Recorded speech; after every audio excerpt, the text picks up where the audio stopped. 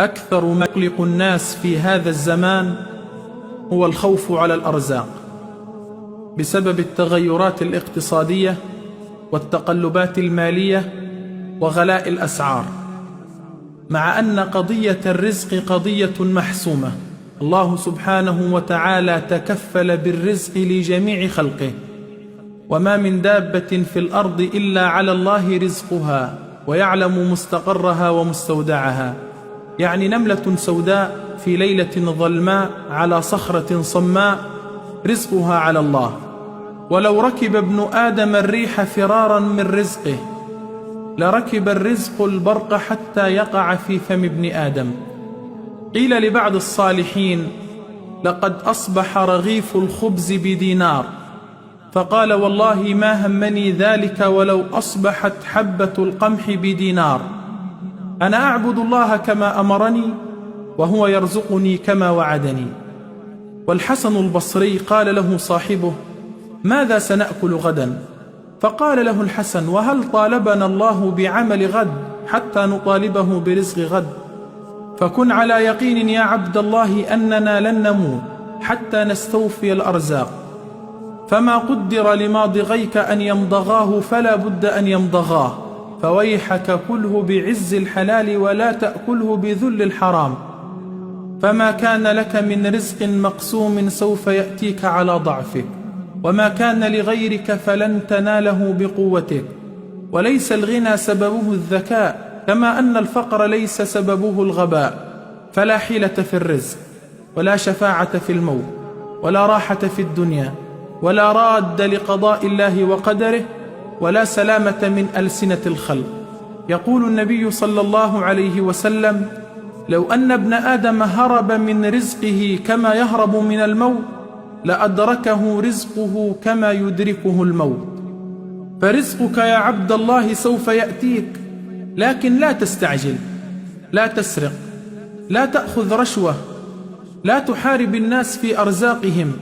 وفي السماء رزقكم وما توعدون، فورب السماء والأرض إنه لحق مثل ما أنكم تنطقون. الله سبحانه وتعالى هو مقسم الأرزاق وموزعها بحكمته البالغة. شيئان نحمد الله سبحانه وتعالى أنهما بيده لا بيد غيره: الآجال والأرزاق، لأن الآجال والأرزاق لو كانت بأيدينا لافترينا وتجبرنا. واعلم يا حبيبي أن الرزق ليس محصورا في المال فقط، وإنما الرزق هو ما تقوم به حياة كل كائن حي ماديا كان أو معنويا. فالصحة رزق، والزوجة الصالحة رزق، وحب الناس لك رزق. أن الله سبحانه وتعالى يبعد عنك المشاكل والهموم هذا رزق. والأخلاق أرزاق، الناس فيها بين غني وفقير. والمال أدنى درجات الرزق، والصحة والعافية أعلى درجات الرزق. فرزقك يا عبد الله والله العظيم سوف يأتيك. جلس إبراهيم بن أدهم في يوم من الأيام يأكل بعض قطع اللحم المشوي، فجاءت قطة وأخذت من أمامه قطعة لحم وجرت، فتبعها إبراهيم، ووقفت القطة أمام جحر مفتوح فرمت قطعة اللحم وجرت للمرة الثانية، وفجأة خرج ثعبان أعمى فقئت عيناه، خرج على رائحة اللحم، فأخذ قطعة اللحم ثم رجع إلى جحره مرة ثانية.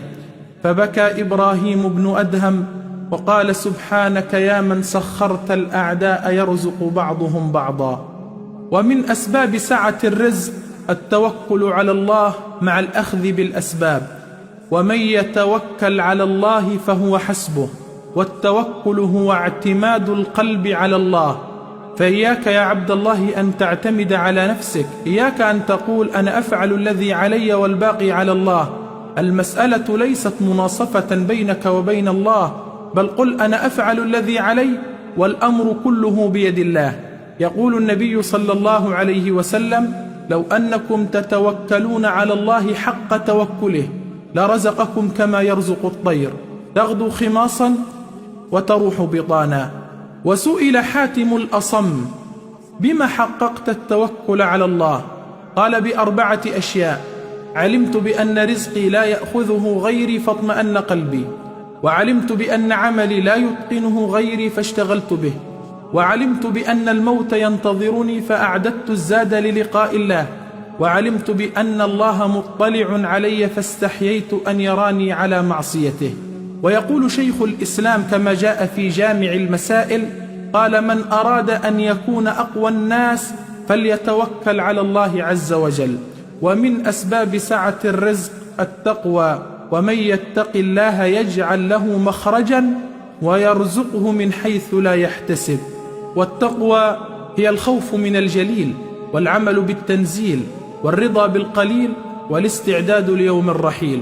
ومن أسباب سعة الرزق كثرة الاستغفار، وهو أن تقول: أستغفر الله، أو اللهم اغفر لي. فإن استطعت أن تستغفر في اليوم 100 مرة أو 1000 مرة فافعل. قال الله عز وجل مخبرا عن نبيه نوح عليه السلام: فقلت استغفروا ربكم إنه كان غفارا يرسل السماء عليكم مدرارا ويمددكم بأموال وبنين ويجعل لكم جنات ويجعل لكم أنهارا ما لكم لا ترجون لله وقارا. ونصيحتي لكم يا إخوة: اهتموا بالتجارة والعمل، فالتاجر الصادق الأمين يحشر يوم القيامة مع النبيين والصديقين والشهداء والصالحين. والإسلام العظيم حثنا على العمل والتجارة، والإسلام ليس ضد الغنى، لأن المال هو عصب الحياة، والغني الشاكر خير عند الله من الفقير الصابر.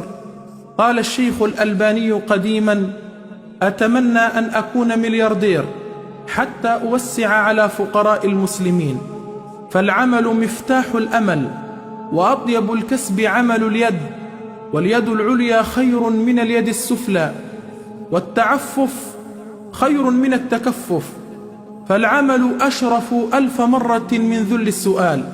يقول النبي صلى الله عليه وسلم كما في الحديث الذي رواه الإمام البخاري في صحيحه: والذي نفسي بيده لأن يأخذ أحدكم حبله فيحتطب على ظهره خير له من أن يأتي رجلا فيسأله أعطاه أو منعه.